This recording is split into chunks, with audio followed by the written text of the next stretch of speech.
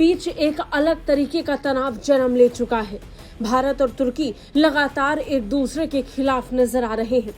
भारत जहां तुर्की के दुश्मनों को लगातार हथियार बेच रहा है, वहीं तुर्की बार बार पाकिस्तान के समर्थन में खड़े होकर पाकिस्तान को अपना भाई बता रहा है। अंदाजा लग रहा है कि तनाव अब आगे जाकर और बढ़ेगा। इसका असर पूरे भूमध्य सागर में दिखाई पड़ रहा है। अब मई 2025 में भारत पाकिस्तान के बीच जब जंग छिड़ी तो ये तस्वीर और साफ हो गई। तुर्की ने खुलकर पाकिस्तान का समर्थन किया, उसे अपना भाई बताया और इसके जवाब में भारत ने तेजी के साथ तुर्की के दुश्मनों के साथ अपनी नजदीकियां बढ़ा दी। भारत के प्रधानमंत्री नरेंद्र मोदी ने तो साइप्रस का दौरा भी किया, वही साइप्रस जो तुर्की के लिए कश्मीर की तरह है। यही कारण है कि तुर्की अब अपनी रणनीति में बड़ा बदलाव कर रहा है। ये बदलाव अपने रक्षा बेड़े को लेकर है।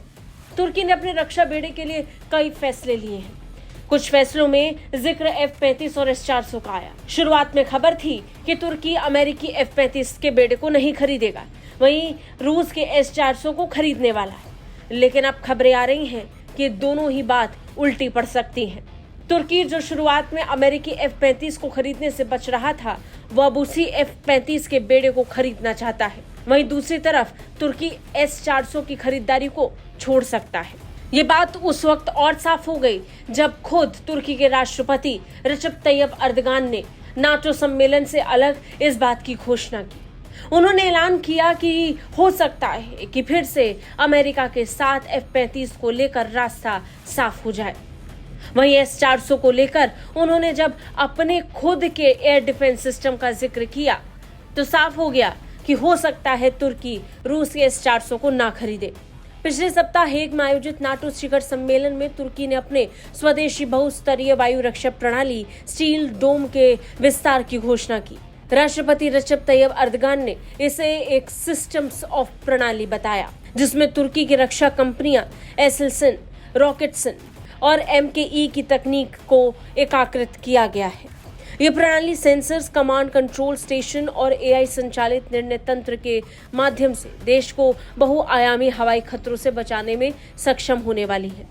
वहीं सरकारी मीडिया TRT ग्लोबल के मुताबिक अंकारा इस प्रणाली को पूरे देश में विस्तारित करने की योजना बना रही है। लेकिन गौर करने वाली बात यह है कि जब वो स्टील डोम को लेकर कैंपेनिंग शुरू कर चुका है, तब रूस के S-400 को लेकर तुर्की असहज नजर आ रहा है। कहा जा रहा है कि तुर्की रूसी S-400 प्रणाली को अपने बेड़े में शामिल नहीं करेगा, जिससे संकेत मिलता है कि तुर्की अब नेटो के साथ अपने संबंधों को प्राथमिकता दे रहा है। वहीं इसके उलट भारत लगातार रूस के S-400 प्रणाली के विशेष स्क्वाड्रन की खरीदारी को लेकर मन बना रहा है।